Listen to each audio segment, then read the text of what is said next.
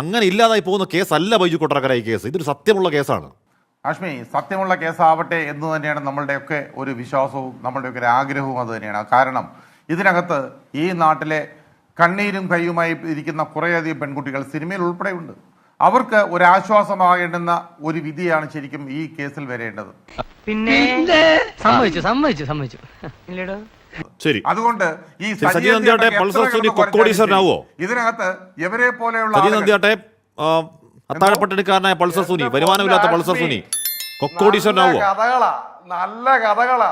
ഈ സീരിയല് കാണുന്നതിന് പോലെ ഈ കഥ കേട്ടാ മതി. എന്റെ മനസ്സിൽ ചില പ്ലാനൊക്കെ ഉണ്ട്. നീ വേഗം കാണിക്കേ. അല്ല, ഈ സീരിയല് കാണുന്നതിന് പകരം ഈ കഥ കേട്ടാ മതി. നമ്മുടെ ഈ ഒരു friends Romans the countrymen I am here to bury the Caesar not praise him എന്ന് പറഞ്ഞ വലിയൊരു പ്രസംഗമുണ്ട് മാർക്കാന്റെ. നിനക്ക് എങ്ങനെ സാധിക്കുന്നത്? എനിക്ക് ഒരൊത്തും പിടിയും കിട്ടുന്നില്ല നിന്റെ മാസ് സൈക്കോളജി കൊണ്ട് കയ്യിലെടുക്കുക വൈകാരികത പറഞ്ഞിട്ട്. ഇതിന് ഇവര് പറയാണ് FSL റിപ്പോർട്ട് വന്നു, ഇത് മെമ്മറി കാർഡ് ഇത് ആരുടെ കയ്യിലിരിക്കുന്നത്? കോടതിയുടെ കയ്യിലാണ് നിയമപരമായി. പക്ഷെ ഇത് സൂക്ഷിച്ചത് ആരാ? FSL റിപ്പോർട്ട് വന്നില്ലേ? ട്രഷറി. നിങ്ങൾ ആ FSL റിപ്പോർട്ട് വന്നില്ലേ? സമൂഹത്തെ നീ ചിന്തിച്ച് തീരുന്നിടത്ത് ഞാൻ ചിന്തിച്ചു തുടങ്ങും. തെറ്റിദ്ധരിപ്പിക്കുന്നത് ഈ സംസാരിക്കാൻ പാടില്ല. സാർ, FSL റിപ്പോർട്ട് വന്നില്ലേ? നിങ്ങൾ കയറി ഇടപെടരുത്. FSL റിപ്പോർട്ട് വന്നില്ലെന്നാണോ പറയുന്നത്? നിങ്ങൾ കണ്ടില്ലേ ആ റിപ്പോർട്ട് അവിടുത്തെ ചോർന്നു എന്നുള്ളത്? അല്ല സജി പറയട്ടെ, അല്ല സജി പറയട്ടെ, അല്ല ബൈജു പ്ലീസ്, അല്ല ബൈജു പ്ലീസ്, ഇല്ല ബൈജു പ്ലീസ്, അല്ല സജി പറയട്ടെ, അല്ല സജി പറയട്ടെ, ഇല്ല ബൈജു, അല്ല സജി പറഞ്ഞോട്ടെ, അല്ല സജി പറയട്ടെ, അല്ല സജി പറഞ്ഞു പൂർത്തിയാക്കട്ടെ, ധൈര്യം ഉണ്ടെങ്കിൽ ഇറങ്ങി വാടാ. സജി പറഞ്ഞു പൂർത്തിയാക്കട്ടെ. ആ സജി പറയൂ. എത്രയോ നാളുകൾ ചർച്ച ചെയ്താ ആ ഈ പറയുന്ന മെമ്മറി കാർഡിനെ ഒരു പരിധിയില്ലേ? ഇത്രയും വലിയ ഗതികെട്ടവൻ ഈ ലോകത്ത് വേറെ ആരെങ്കിലും ഉണ്ടാവും എന്റെ കർത്താവേ? ജഡ്ജാണ്. പക്ഷെ ഇരിക്കുന്നത് എവിടെയാണ് ഇരിക്കുന്നത്? ഞാൻ പറയട്ടെ സാർ, ഇത് ഇരിക്കുന്നത് എവിടെയാണെങ്കിലും ചോർന്നോ? എവിടെയാണെങ്കിലും അതിന്റെ ആശ്വാസം മാറിയോ? ഇതിന്റെ കസ്റ്റോഡിയൻ ആരാണ്? ഇത് വേറെ വല്ല പരിപാടി പറ. അപ്പൊ ഇത് ഒരു വർഷക്കാലം ഒരു മത്സരത്തിൽ അല്ല ബൈജു കൊട്ടാരക്കര സജി പറഞ്ഞു പൂർത്തിയാക്കട്ടെ. അല്ല സജി പറഞ്ഞു പൂർത്തിയാക്കട്ടെ. അപ്പൊ സജി പറഞ്ഞു പൂർത്തിയാക്കും. ആ അത് എന്നാ പരിപാടിയത്? ആടിനെ പട്ടിയെ പേപ്പട്ടിയാക്കി തല്ലിക്കൊള്ളുന്ന കഥകളാണ്. ഇതൊന്നുമല്ല സംഭവം. ഇവിടെ നിയമപരമായി ഈ മെമ്മറി കാർഡിന്റെ കസ്റ്റോഡിയൻ ആരാണ്? ജഡ്ജാ. അത് ഈ കേരള സംസ്ഥാനത്തിന്റെ ഹെഡ് ആരാ? ഗവർണറാ. പക്ഷെ ഭരിക്കുന്ന മുഖ്യമന്ത്രിയല്ലേ.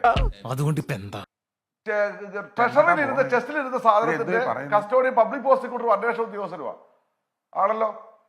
ഇത് ഈ ജഡ്ജ് അറിയാതെ വേണമെങ്കിൽ അവിടെ ആക്സസ് ചെയ്യാം.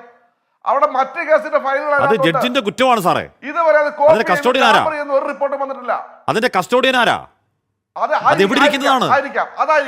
ആയിരിക്കാന്നില്ലാണ്. ഒരു കയ്യബദ്ധം നാറ്റുകരുത്. അതിന്റെ കസ്റ്റോഡിയൻ ആരാണ്?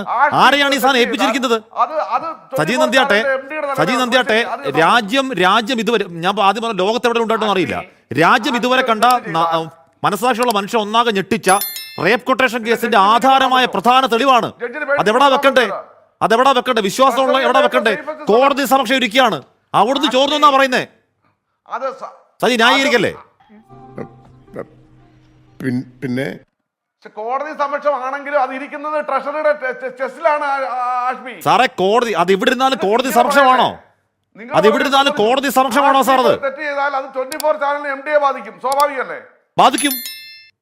സാറേ, ഇത് കോടതി സമക്ഷം ഇരിക്കുന്ന സാധനമാണോ? ഇത് കോടതി സമക്ഷം ഇരിക്കുന്ന ഒരു സാധനമാണോ? ഇത് വിശ്വാസപൂർവ്വം കോടതിയിലേക്ക് വെച്ചിരിക്കുന്നതാണോ? അവിടെ ഹഷ് വാല്യൂ മാറിയ ഉത്തരവാദി ആരാ? ഇതെങ്ങനെ മനസ്സിലായി? It's called common sense. Ashmi, ഇത് ജഡ്ജാണ് അതിന് ഉത്തരവാദി എന്ന് ഞാൻ പറഞ്ഞല്ലോ. പക്ഷേ ഇത് ഇരിക്കുന്നത് ട്രഷറിയുടെ ചെസ്റ്റിലാണ് ആഷ്മി. അതുകൊണ്ട് ഇപ്പൊ എന്താ? ഇതിന്റെ കസ്റ്റോഡിയൻ ജഡ്ജ് ആണെങ്കിലും കൈകാര്യം ചെയ്യുന്ന ആരാണ്? പബ്ലിക് പ്രോസിക്യൂട്ടർ അന്വേഷണ ഉദ്യോഗസ്ഥരുവാ. Custodian of the evidence is the judge. എടുത്തിട്ടുണ്ടോ? ഇല്ലല്ലോ. Custodian of the evidence is the judge. സംശയമുണ്ടോ? ദുരൂഹതയുണ്ട്. അല്ല, custodian of the evidence is the judge. അതിനപ്പുറം ഇല്ല, ഇപ്പുറം ഇല്ല.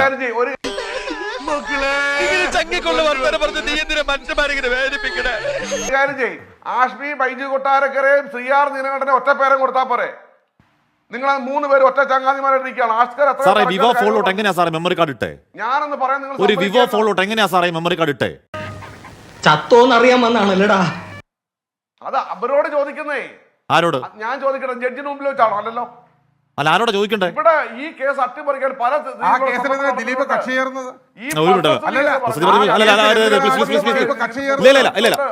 ഞാൻ അത്യാവശ്യം ഇടപെടുന്നുണ്ട്. സജി പറഞ്ഞു. പക്ഷേ ഒരു നിരപരാധി ശിക്ഷിക്കപ്പെടാൻ പാടില്ല. ഇത് വലിയ കഷ്ടമാണ്. കാരണം സത്യസന്ധമായ കാര്യങ്ങൾ ജനങ്ങളോട് പറയുമ്പോൾ ജനങ്ങൾ ഇത് കേൾക്കരുത്. ജനത്തിന് ഇവര് വൈകാരികത പറഞ്ഞ് കയ്യിലങ്ങ് എടുക്കുക. എന്തോ എങ്ങനെ ഇതിന് ചില റിയാലിറ്റീസ് ഇല്ലേ? ഇത് കേൾക്കുന്ന ബോധവും വിവരമുള്ള കുറെ ആൾക്കാരില്ലേ? ആ നിരപരാധിയെ ഒരു ചെറിയ സംശയിച്ചിരിക്കുന്നു. ഒരു ജഡ്ജിനും ഒരു ജഡ്ജിനും ദിലീപിനെ സ്വാഭാവികമായി രക്ഷിക്കാൻ പറ്റില്ല. ഒരു ജഡ്ജിനും തെളിവില്ലാതെ ദിലീപിനെ ശിക്ഷിക്കാനും പറ്റില്ല. ചാനലിൽ ചർച്ച ചെയ്തു, 24 ചർച്ച ചെയ്തു എല്ലാ ദിവസവും. അതുകൊണ്ട് ശിക്ഷിക്കാൻ പറ്റുമോ? അതേന്ന് കുട്ടിക്കും ഞാൻ കൂട്ടി വെച്ചിട്ടുണ്ട്. ഇവര് വെറുതെ കുറെ ജഡ്ജിനെ ബ്ലെയിം ചെയ്യുന്നു. തെളിവ് നശിപ്പിക്കാനാണല്ലോ സജീവമായിട്ട് നിങ്ങളെ പോലെ ആളുകൾ ഇരിക്കുന്നത്. അപ്പൊ കാണാം. See you bye. തൽക്കാലം ഇത്രയും മതി. വരട്ടെ. Yeah.